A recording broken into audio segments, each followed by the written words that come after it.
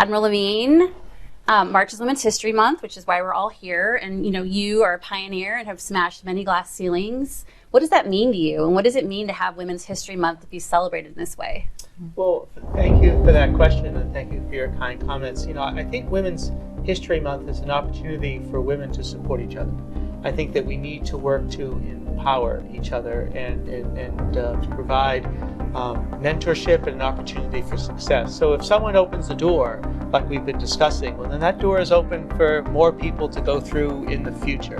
And that's what I hope that my appointment sort of provides that opportunity, is that other women that are part of the LGBTQI plus community have the opportunity to follow their dreams and to maybe go beyond what they might have expected. I agree with you 100%, is that you don't always end up where you thought you were.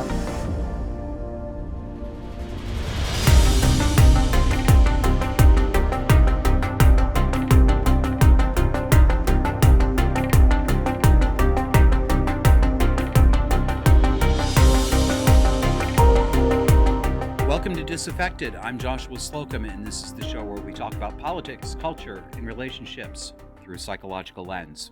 We're going to start out this week by taking you back to a story that we first covered last fall in 2022. This has to do with a man named Fred Sargeant. I'm going to recap for you. Some of you saw this originally, some of you didn't, but I think we could all use a reminder. Fred Sargeant was one of the original people, one of the original protesters at the actual Stonewall riots that happened in 1969. Actual, real. Why am I saying this? Because people don't actually know anymore. Allegedly gay people don't actually know what they mean when they use the word Stonewall. I can see it. I hear what they say. I see them commenting about it. I've seen people in person. Like, oh, was that in the 80s? Or they don't actually know. They just know it as a brand name. They hear the word Stonewall and they think, oh, that's a brand name for queer liberation. No, it's not. It refers to an actual physical bar that existed in the real physical world on Christopher Street in New York City called the Stonewall Inn. In 1969, this was a hangout. Stonewall was owned or run by the mafia, as many of the gay bars were in those days. And the police would raid the bars and arrest people who were cross-dressing, basically harass the patrons. And finally, one night in 1969, people got fed up. And they started throwing bricks and bottles at the police. Fred was one of the originals there, young gay man at that time. He stayed during 3 days of riots. Not a so-called woman who didn't exist. There was no trans woman called Marsha P. Johnson. That's not a real person who ever existed. That was a man. It was a man who said, I'm a man. I'm not I'm a drag queen. I'm not a trans woman. Well, they didn't have the word trans woman back then. Actual gays and lesbians. And Fred also ran a printing press. Yes, children. That's right. You used to actually have to take physical matter to press ink onto paper. They're real. I've seen them with my eyes. He ran a printing press and made up a bunch of leaflets to get people involved in this. And the next year, in 1970, he co-founded, along with some of the other originals, something called the Christopher Street Gay Liberation March. That is what today you think is called the Pride March. It started as the Christopher Street Gay Liberation March. No word pride in there. Wasn't about that.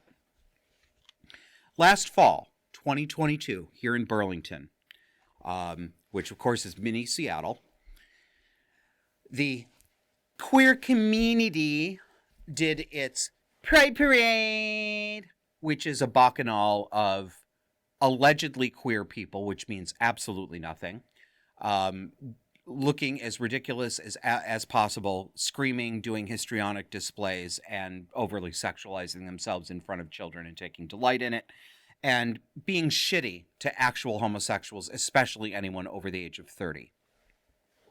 So last fall, Fred Sargeant lives in Vermont now. He attended the Pride Parade and held a protest sign, silent protest. He simply stood there. There's tape, so it's not, I'm not telling you a story. You can see it. He simply stood there with the sign. I don't remember exactly what his sign said. It was one of a couple of different messages, either gay, not queer, I think is what he said. Yeah, gay, not queer. And you're not allowed anymore to do that. You're not allowed to disagree with these people, even if you actually, literally, are the founder of the very parade that they're in. So some people took it upon themselves to harass Fred, and one woman, I called her Becky, but we believe her name is Erin Leslie. I have not confirmed that. It's the best we could do on short notice. But we're going to make sure that she gets her picture up here and is well known to all of you. Let's take a look at what Erin Leslie maybe did to Fred Sargeant. We can roll that, please, Kevin. What are you doing? What are you doing? You realize you're assaulting me. He started assaulting people first there, sir. He elbowed my friend. So I'm not You just hurting ran out him. of nowhere. So what? I didn't hurt him, huh? So what? I didn't hurt him. All right. What you didn't see in this clip, we're going to also take you back. What happened just before this? By the way, Fred ended up on the ground. She knocked him to the ground after she took his sign. And did you notice all those people standing around just doing nothing except for my friend Christopher Aaron Felker? They're just standing there looking at a woman who appears to be about 45 years old, going after a 75-year-old man who stands on a cane and knocking him to the ground. But that's not all she did. Take a look at what she did just before that point.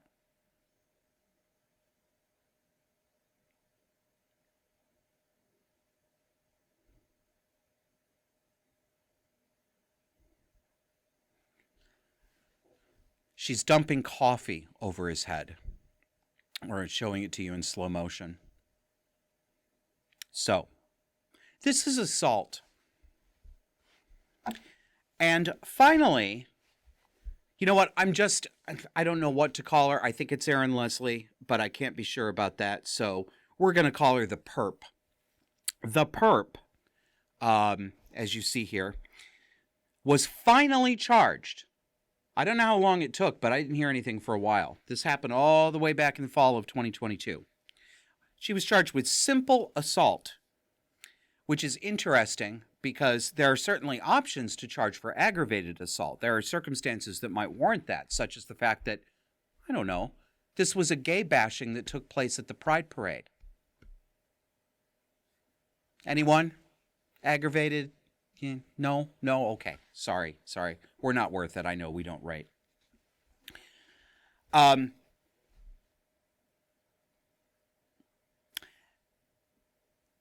it's been kept quiet, and it's taken a while, in my view, because of our prosecutor. We call Vermont has to have special names for things. So what you know is a district attorney, we call a state's attorney. Sarah George, here she is. Isn't she cute? Hi, I'm Sarah. Why am I making fun of her like that? Because this is a prosecutor who, to all intents and purposes, I do believe, is working directly against her job. Yes, I mean that. I'm saying that I think this woman literally does not want her job to exist, because she will not charge criminals to the full extent of the law. She will not do it. She lets people who have been charged with assault back out on the street immediately. Violent assaults, gun assaults, right back out on the street, or with a really low bail so they get right out. Charges get bargained down all the time. It's unbelievable. Well, it isn't unbelievable. This is conscious. I don't think that Sarah is misguided. I think she knows exactly what she's doing. And I think she's doing this because she does not care. She has not 1 ounce of moral caring about her actual job, public safety. She does not care about the safety of the public. The only thing she cares about is the perception of the left-leaning voters who put her in office. So if she can make it appear that crime is lower than it is, and it's not low. It has exploded in Burlington. In the past year, we've had 6 murders downtown. That is an all-time historical record. This is a town of 40,000 people without the college students, okay? That's a lot. She doesn't care about that. She cares about getting elected. I have a really complicated mental relationship with the concept of electing judges and prosecutors. Yes, I know. Those of you who disagree with me will point out the problems of appointing them too. I understand. I still have a problem with it. Well, the perp found herself at a pretrial hearing this past week, and my friend Christopher Aaron Felker, who's been on the show before, he is the chairman of the Burlington Republican Party, gay man, and is roundly hated, absolutely despised by just about everybody in downtown Burlington.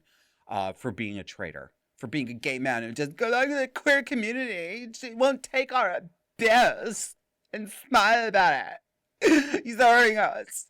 They really hate him. So Christopher went to the pretrial hearing because Fred, unfortunately, right now is in the hospital with an illness. Christopher wanted somebody to be there. He recounted to me what happened when he was there. So this is a report based on what Christopher's told me. Gets in there early in the morning, and the perp's pretrial hearing was to start at 9:30, and the entire thing was done at 9:33. Took 3 minutes. So what happened in 3 minutes? According to Christopher, the perp asked her lawyer what prosecutor, state's attorney DA, Sarah George, thought about this, because the perp said that she was expecting the charges to be dismissed. She was expecting the charges to be dismissed, she said to her lawyer. I don't think she's wrong in that expectation. But I'd like to know why she was so confident. Wouldn't you? How would a person in her position be expecting that? What signals was she given? I think we know, don't we? So then she asks her lawyer what the prosecutor thought, and her lawyer says this. Sarah George didn't seem very interested in what he, that is Fred Sargeant, had to say. Our prosecutor is not interested in what the victim of an assault has to say. That's the justice system. Ask for it in your grocer's freezer case. So, in that 3 minutes, prosecutor Sarah George and what is called the victim's advocate. This is a position in our state government. Everybody who is the victim of a crime gets a victim's advocate. Who does the victim's advocate work for?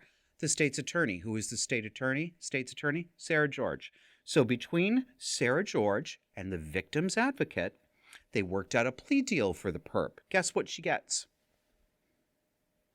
10 hours of community service and a monetary fine. I couldn't confirm how much it was, but it won't be very much, obviously. 10 hours of community service and a fine. And when she comes back for the next hearing, if she's completed her community service, the charges will be dismissed. Isn't that great? Efficient, right? Great use of taxpayer dollars. And why does this matter, aside from the injustice to Fred? Well, because this is how the crime statistics that you are told become corrupted. They are lies. This is how Sarah George and her cronies on the progressive left try to make it appear that crime is a falling problem in Burlington. This isn't going to get recorded. You understand that, right? What happened to Fred? Being hit, being pushed to the ground, having his merchandise stolen out of his hands and ripped, and having hot coffee poured on him, that doesn't exist now. It didn't happen in Burlington. It's not in our criminal records. The assault never happened. Like magic. You know, local commentators around here, and they're almost all progressives. These are people who even saw this on video. They sat there and said, "Oh, that didn't happen. It didn't happen. Nobody hit him. And if they did, it was staged. And you guys set it up, didn't you? You did. You did." All over the place. Just, wow. And when I talked to Christopher about this and asked him for his thoughts, he shared a couple with me. And I'll leave those with you as we bring this segment to a close. He said, quote, "This plea deal reinforces this lie because they're going to dismiss these charges if she finishes her community service. This is reinforcing their propaganda that crime is down." And he also said, "When these activist prosecutors hate and dislike the police, when they support defunding the police, and then they gaslight the public, they lie about the crime rate, none of this is true. We in Burlington undercharge and dismiss crimes. They're no longer being calculated." That's what we're talking about. This is how the statistics are lies.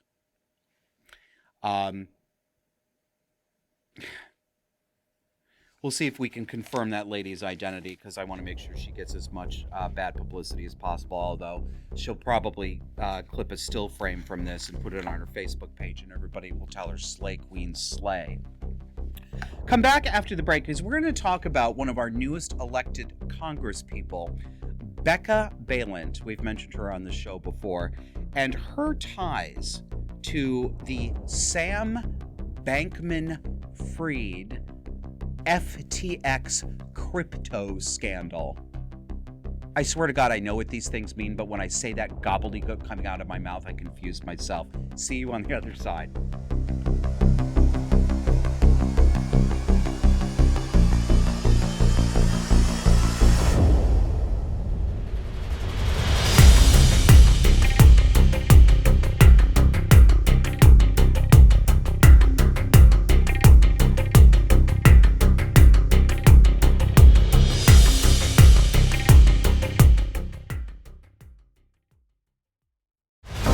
Looking for a non-woke place to put your money where your mouth is?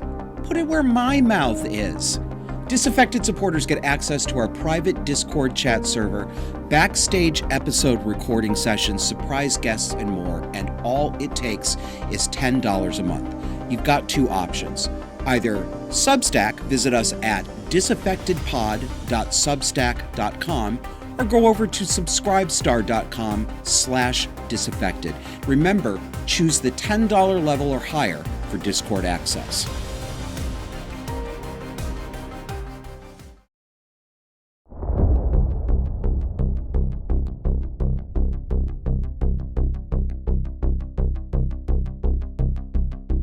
Welcome back.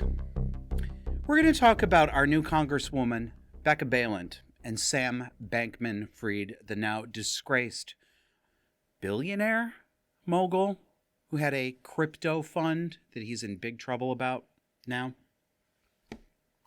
Stick with us. This is the serious part, but the last couple of episodes have been so heavy, both to do and I think probably for you as an audience member, that we're going to end the show by having some fun. So stick with me for the serious stuff, and I'll give you a treat at the end.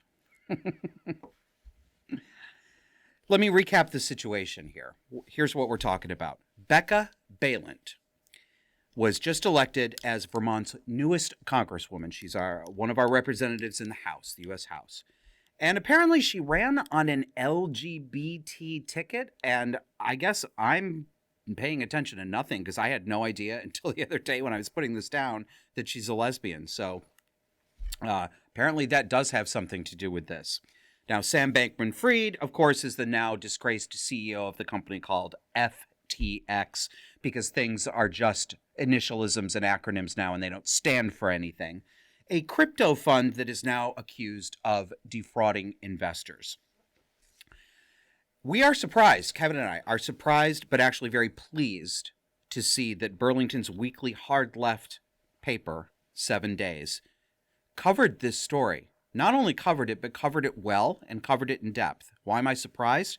Because it's absolutely unflattering to their agenda and to politicians that they like. And and I realize, I know I'm kind of giving them a backhanded compliment. That's the way it works here. And I know they'd say, well, that's because we're journalists and that's what we're supposed to do. No, this is what you're supposed to do. It's not what you've been doing, though. That we're journalists is not how you work most of the time. So if you're turning over a new leaf 7 days, that would be wonderful. But the surprise is genuine because it's based on your past output. So but this is a great story. Let me give you the headline. This is what really shocked me. Take a look at this on your screen. This is from 7 Days' website. Feds. Crypto execs schemed to donate to, quote, woke shit. So a PAC, Political Action Committee, got $1 million to back Bailint. Woke shit. Now we're cooking with gas. Here's a picture of Becca. Who's here to serve? She's just here to serve. We'll let 7 Days describe the situation. Quote, a super PAC's advertising blitz in support of U.S. Representative Becca Bailint during last year's congressional race was part of an illegal scheme by crypto mogul Sam Bankman-Fried to curry political favor, according to a newly unsealed indictment. Continuing from 7 Days. The indictment alleges that Bankman-Fried, founder of the now bankrupt cryptocurrency exchange FTX, used straw donors to funnel misappropriated customer funds to candidates of both parties in hopes of influencing crypto industry regulations in Congress. Continues. The indictment specifically describes a $1 million plus donation made by an unnamed FTX executive to a pro-LGBTQ super PAC as an example of the broader scheme. Can somebody please get me out of these goddamn initialisms? Oh, and abbreviations, I swear. It's like people don't even talk like humans anymore. That pro-LGBTQ super PAC is called the LGBTQ Victory Fund Federal PAC. Back to 7 Days. The description in the indictment. Okay, so let me connect these two things again for you. We just said there was $1 million donation that was made by an executive of this company, FTX. $1 million donation to a pro-LGBTQ super PAC, the Victory Fund. Back to 7 Days. The description in the indictment mirrors a donation that the LGBTQ Victory Fund, federal PAC, received from FTX head of engineering Nishad Singh.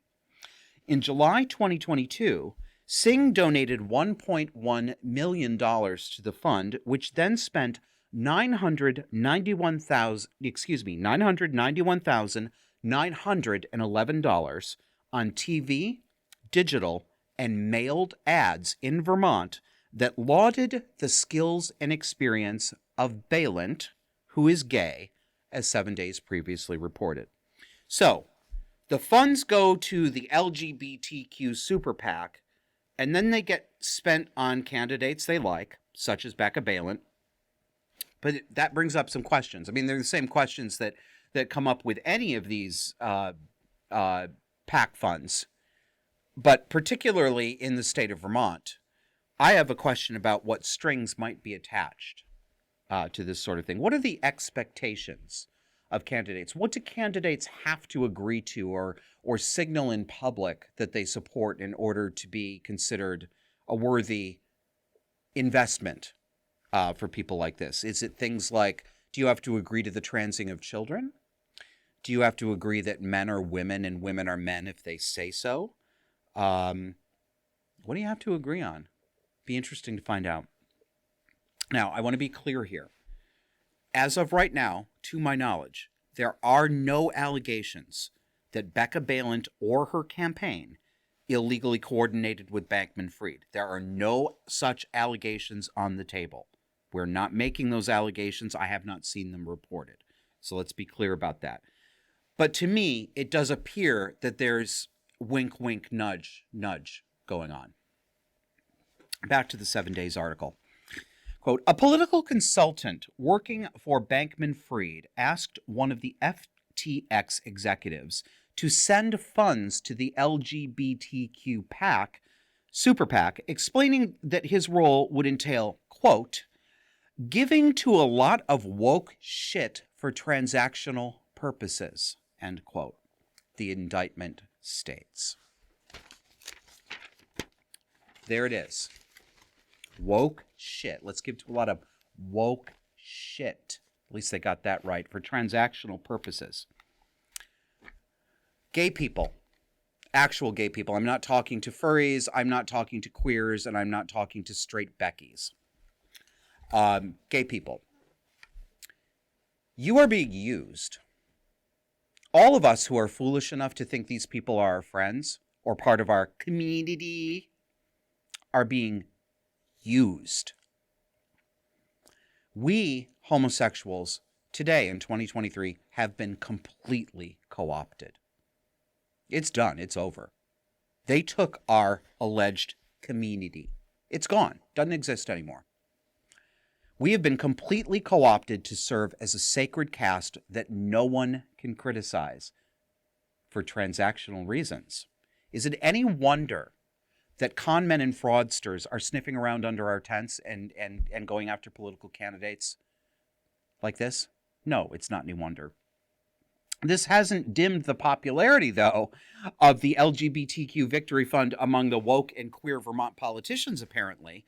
7 Days followed this up with an even better and more extensive story. Actually, good job. Not a backhanded compliment. I give this to you. This was a good job.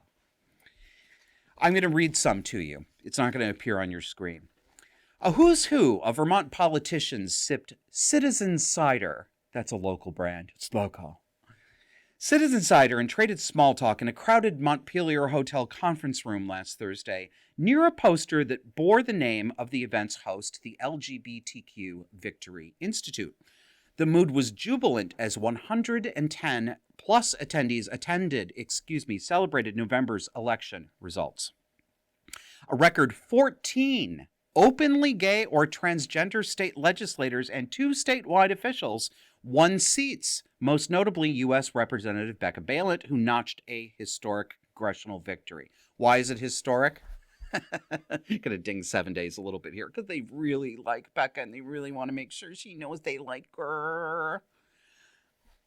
She was the first gay woman openly to represent the state of Vermont and to smash the glass ceiling. Back to the article. Bailint didn't attend this recent gala, but newly elected Vermont Treasurer Mike Pichak, who is gay, earned big laughs from the crowd during his speech. He began by reading a congratulatory statement by the governor, blah, blah, blah, blah, blah. emceeing the evening was Marty Rouse, Vice President of Outreach and Engagement.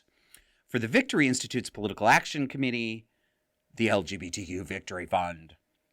The 2 branches of the organization work closely together, Rouse said, quote, to help lift up out LGBT leaders across the country. The Victory Institute, a nonprofit, holds training and conferences, Rouse explained to the crowd. The fund helps candidates get elected, but left unsaid. Earlier in the day, the Washington, D.C. Victory Fund's Super PAC featured prominently in new information made public about campaign finance scandals involving Sam Bankman-Fried, the disgraced founder of the cryptocurrency exchange. An indictment filed in a fraud case against Bankman-Fried detailed how he allegedly stole investor funds and funded millions to congressional candidates during the midterms as part of a scheme to buy influence for the cryptocurrency industry. Quote, the Victory Fund was in no mood to discuss any of that at last week's celebration. Quote, I can't talk to you, Rouse said when a reporter introduced himself. Sorry, I can't. So, as I'm reading this, I'm wondering, because Becca Bailint did meet with some people involved with this, although, there's no allegations of illegal coordination. But you may find it interesting, the topic that brought her to the table with some of them.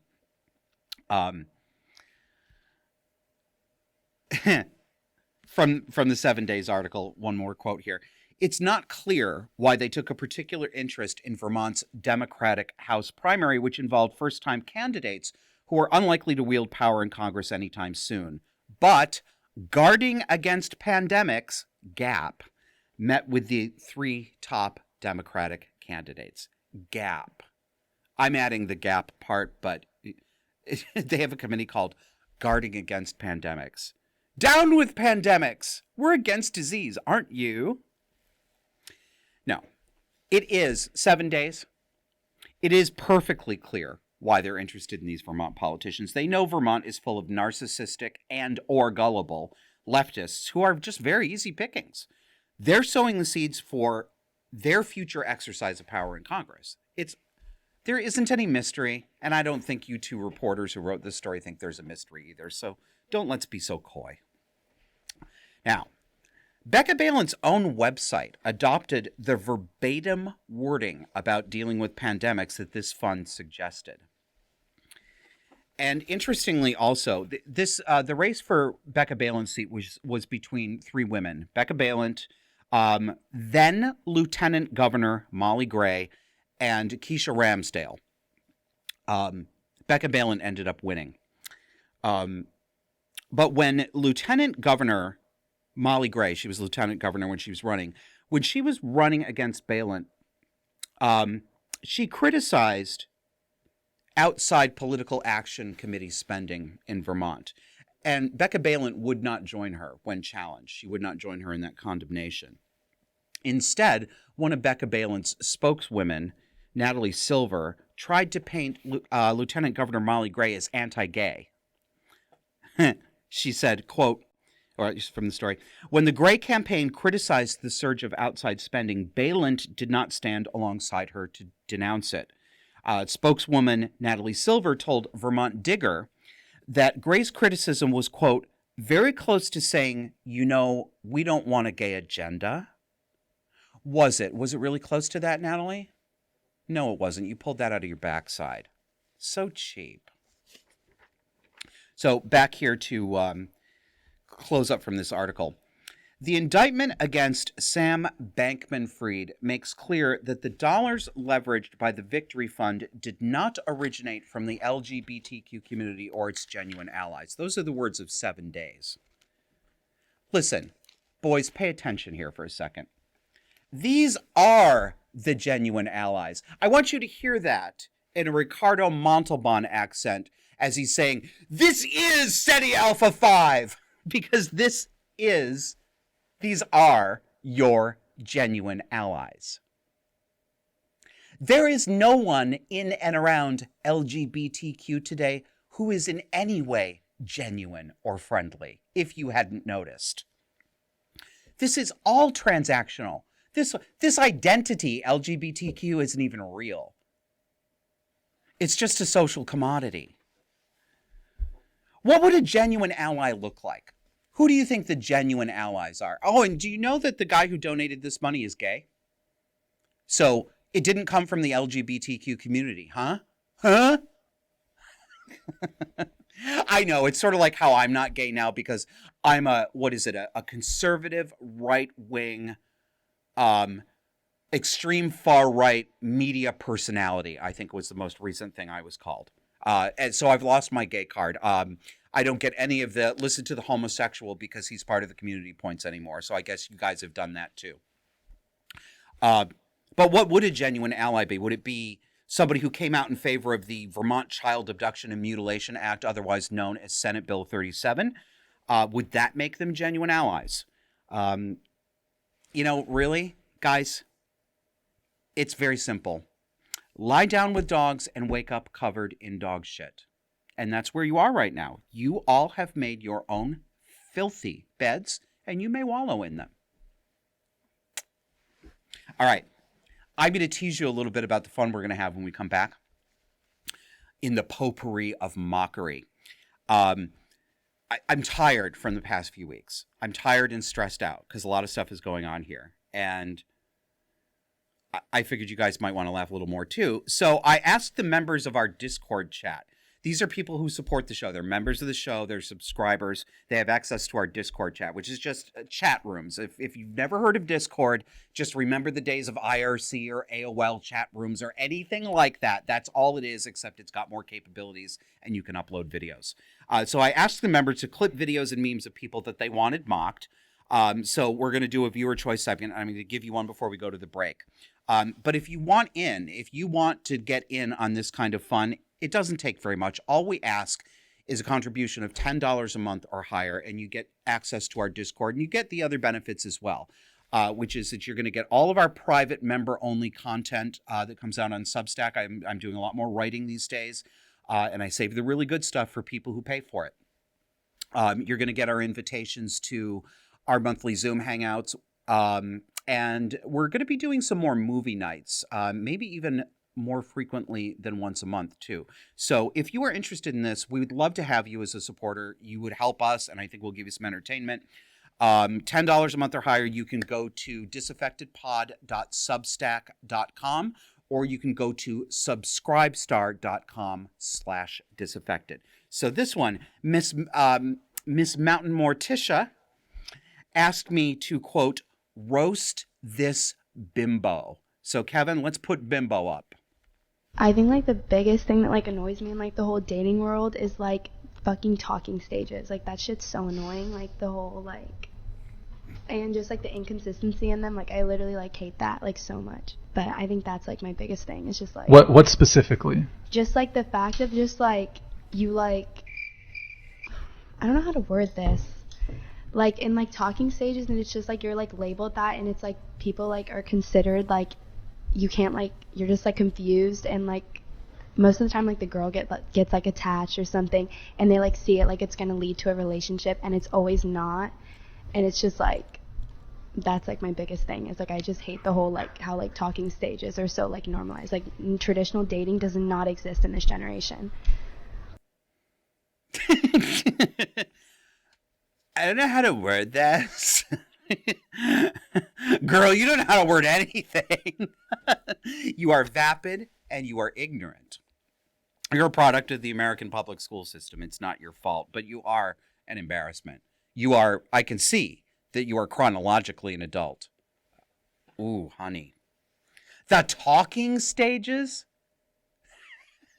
What the hell are the talking stages that she doesn't like? Do you mean normal conversation or courtship? Oh, you don't know what courtship is, do you? No. So she says, the girl gets attached and they like see it like it's gonna lead to like a relationship, and it's always not. I hate how talking stages are like so normalized. Like traditional dating doesn't exist in this generation.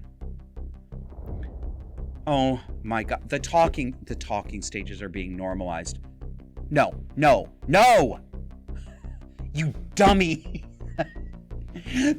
What you call the talking stages is what every human has done throughout history until your stupid fucking generation came along and ruined everything when you started talking out loud as adults about 5 years ago.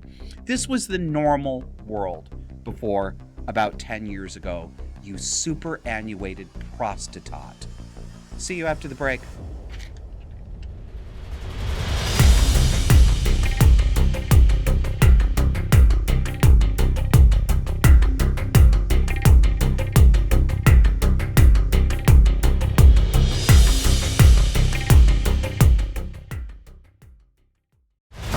Looking for a non-woke place to put your money where your mouth is? Put it where my mouth is.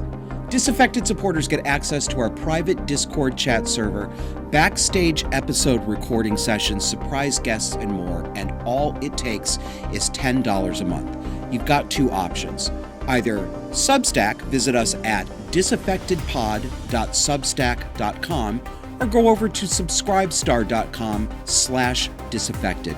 Remember, choose the $10 level or higher for Discord access.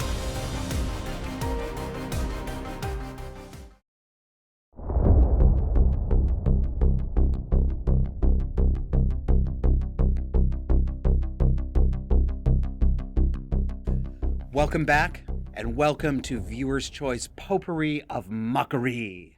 Does that sound French enough? Not really. This one is also from Miss Mountain Morticia, who has provided my secretary Shelby with such great content this week. I'm going to have to send her a gift basket, maybe with them arrangements of edible fruit, you know, a whole bunch of gay men on sticks. Roll it, please, Kevin. If I find a girl that I want to make my wife, and I find her super attractive, Okay. yeah, because that's what I would do. I would make her my wife. I would ask her to marry me and then make her my wife. You say you are a feminist. You're 100% a feminist. That is feminist. You look. I was like, You it's heard all me say about, that. Oh, You I want to heard. make her my wife. Like. Yeah, because that's what I doesn't would do. matter. It's like I'm an equal human, the woman. It's not about you you say wanting that. to make her your wife. Obviously, she would want to be She my has wife. her own life. She wants to be your wife too. Yeah, of course, but she's She not wants gonna. to go She's to the club. She wants to do her makeup. no, she's not gonna She want to wants go take to clubs. pictures. She's not Yeah, gonna she want to go to does. clubs. No, She does. because here's the thing. That's a non-negotiable for me in marriage. Okay, well if then, I find good if I fucking find a luck. woman, if there's plenty of women out Good there luck. that don't want to go to clubs all the time. Okay, well. There's plenty of women out there that Have don't want to fun go to with that clubs girl. in tiny little dresses and get hit on by guys all the time.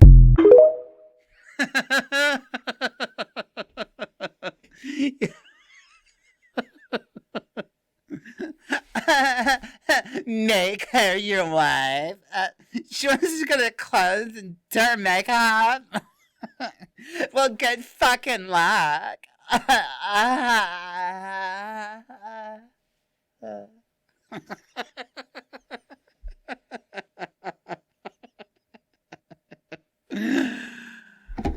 All right, listen up, hussy. Men are going to treat you like the trollop. Make her you my act wife. you Like. are. Okay? You have no self-respect, and they're not going to respect you. It's just, I swear to God, this attitude that young women like this have, that they can have it all.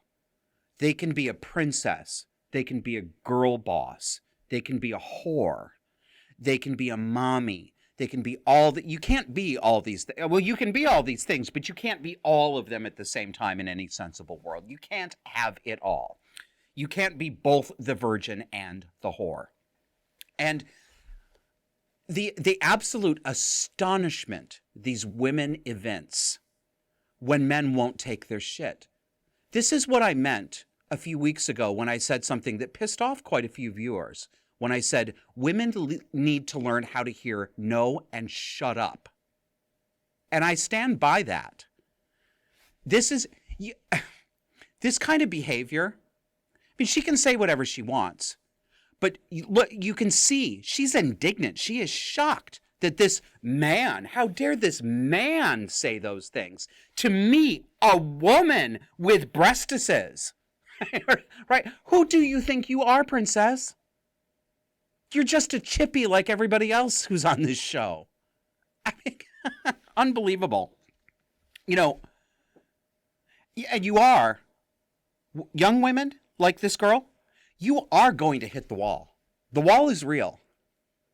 You're going to hit that wall in your early 30s. And you're going to figure out real quick that you've been replaced by other vapid 25-year-old chicks, and now you've got nothing but your attitude. I'm sorry, that's just the way it is. And don't get testy with me, please, women viewers.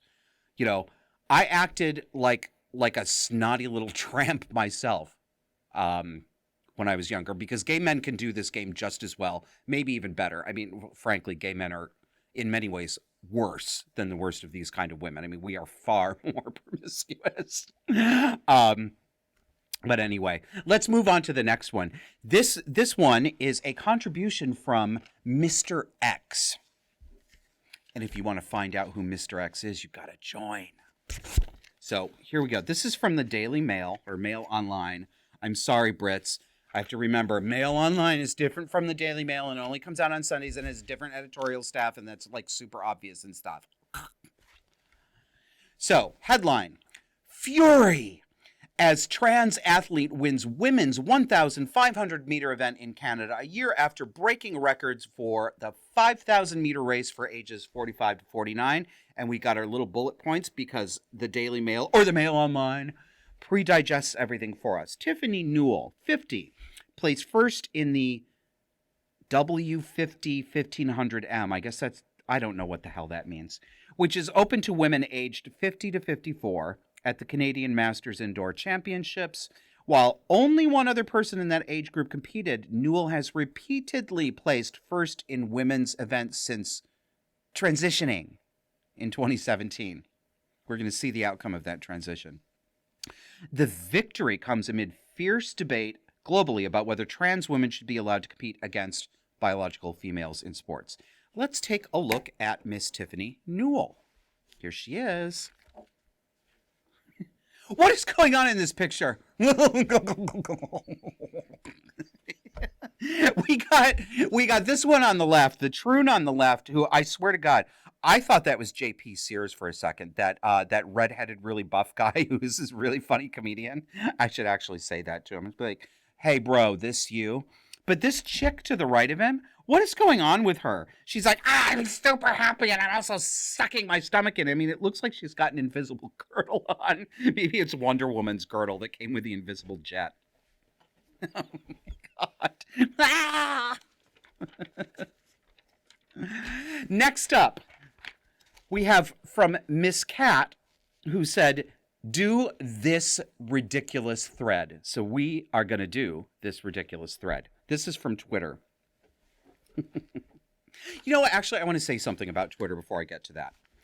I don't think I talked about this on the show, but a couple of weeks ago, my personal Twitter account was magically unbanned from Twitter. And it was a big surprise to me. And a bit of a vexation because I had to do the right thing and admit to Kevin that I was wrong and he was right. And you know how painful that is for me. Because he kept saying, it's going to come back. It's going to come back. And I'm like, no, it's not. No, it's not. Everything's going to be terrible forever. And then it came back. So I had to be like, you were right. But as much as it irritated me, it actually made me furious. I was blocked and I was banned and suspended on Twitter over and over and over and over again. For inciting violence or harassing protected categories, none of which I do. I mean, you can, if you haven't seen my tweets, they sound like this show. They're not nice. I'm not nice. Nice is not my bag. That's not what I do. But they weren't threatening. They weren't violent. They were salty and rude. But so I get the Twitter account back, and I give in to temptation, and I start tweeting again. I spent about 7 hours screwing around on Twitter in between other activities that day. And by the time I got to the end of the day, I had relearned my lesson. I was furious. I was completely distracted. Things come at you on Twitter a mile a minute. You've got people talking about famine, war, showing videos of people being murdered, children being raped and sexually exploited. Then you got other people who are looking at things you say and wanting you to cite everything and dunning you for your time and this, that, and the other thing. It's distracting and deranging. And it's, to me, and I'm not the only person like this. There are other people out there like me. This proved to me conclusively, I have to tweet Twitter. I have to treat Twitter the way I treat alcohol. That is, never, not once, not a single drop. Twitter is alcohol to me. That's why when I quit drinking, I'm not a drop.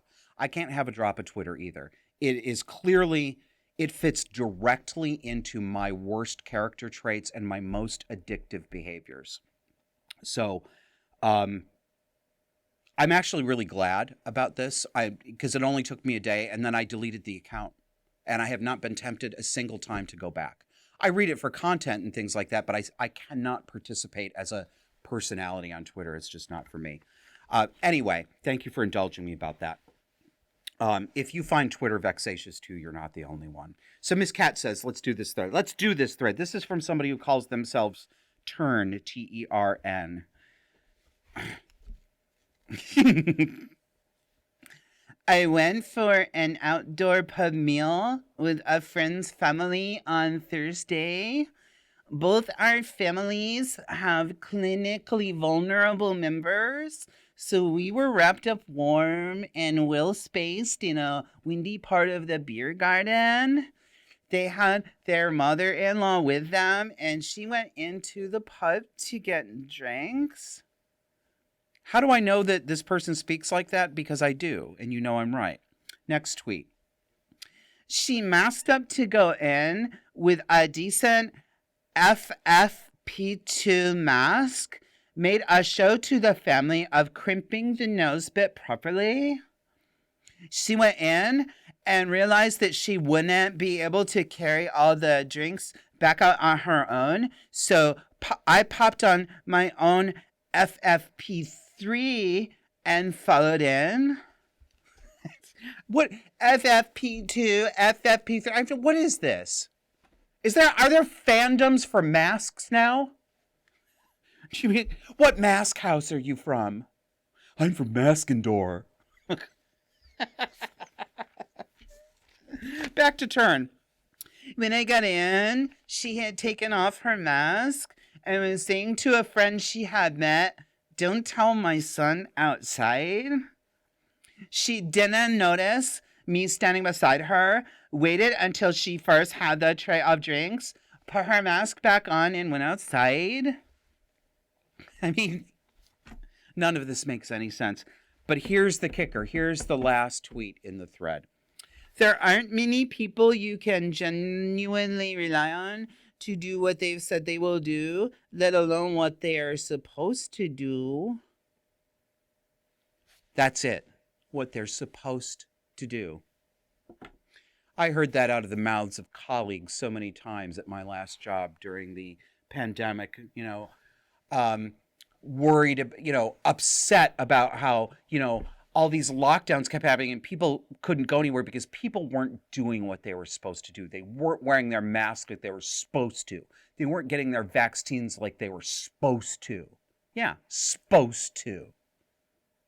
Fully grown adults talking this way. Some of them elderly. Amazing. What the hell is clinically? I have clinically vulnerable family members. What is that? Clinically vulnerable. Is it like clinically tested? What they're supposed to do. This is about control. This is only about control. 100% and 0% about health, your health, their health, or the health of anyone around them. It has zero to do with that. They do not care about that whatsoever, no matter what they say. It's not about love or caring. There is 0% love or care behind any of this when we're talking about people like this. Their only feelings toward their families are a desire to control them. Moving on to the next one in our pick-a-mix is from Miss Brentley, who said, somebody got misgendered. So let's listen to a person get misgendered. She did grab my hand.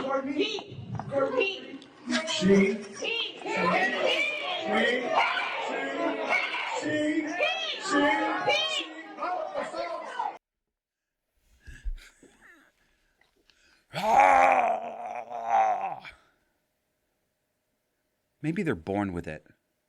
Maybe it's cluster B.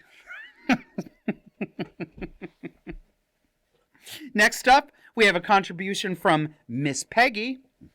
From somebody, this is, the person we're going to watch is somebody called Issa Rae. I don't know who she is, I don't know what she does, and I don't care. Let's go.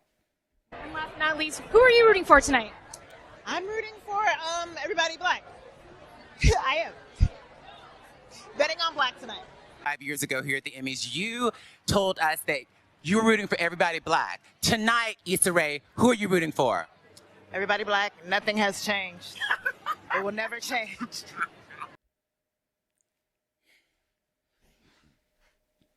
Jesus. Peggy's comment about this, she's absolutely right. Can you imagine what would happen if a white person dared to say anything close to that? Dared. Unbelievable. White racism is socially approved of now. Absolutely. It's a progressive value. Racism against white people.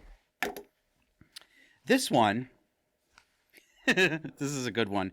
This one is from Miss Meave Starton, and I will leave you to work that out. Roll it, please.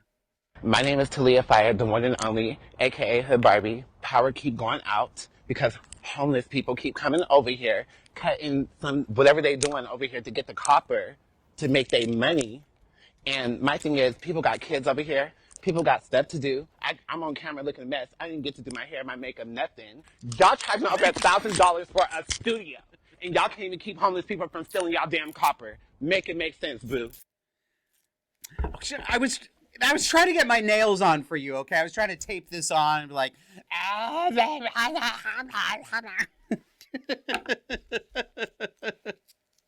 This is okay. If you haven't seen this, this is drag queen or tranny day off. What you're looking at there, wig pulled back in a ponytail, no makeup to cover up them facial tattoos and those tweezed eyebrows, but nothing else on. Also seems like her diet pill may be wearing off.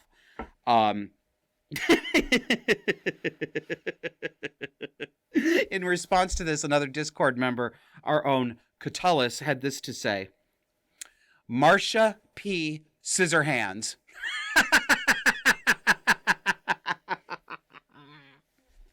So it reminds me of a story of I already said it. You can take that graphic down, Kevin, because I already said the punchline in it. We don't need to have that come up next. My friend George, he's been on the show before, tells me this story a while ago about this bus driver in the city he was working in, this woman who had this really long acrylic talons, you know, the claw nails like this drag queen just had on.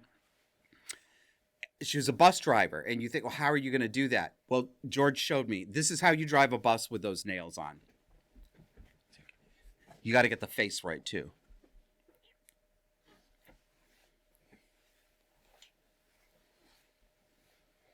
Got to turn real wide, honey. What else do we have in here? Okay, a few more. This one is from Mr. Lachlan, and he put up this this picture of what appears to be the classic American Plains Indian with the feather headdress and all this stuff, looking nobly and indigenously off into the distance, with the legend on it: "A warrior is called to protect." Do you remember this ad from the 1970s? Can you flip the graphic, please? Thank you, Kevin. Yeah, you remember this guy? The crying Indian? Get involved now. Pollution hurts all of us. That's all I could think of. That one single tear. Do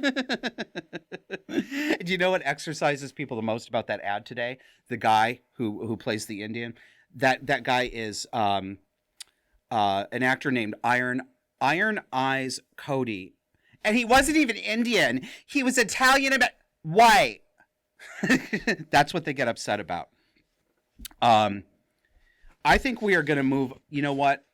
We're going to move on, Kevin. We're not even going to do that trailer because we don't have time for that. So I'm just going to leave you with one final one that shows that there are still some people in the world who are self-aware and have a sense of humor about it. So we are going to go to clip B16, please. Y'all, I ain't washed my hair in a few days. It's greasy as hell. I look like a lunch lady who doubles as your bus driver, Bertha. I know you boys like them sloppy. I love that chick. All right, that's this week's fun. Thanks for joining us. We'll see you again next week.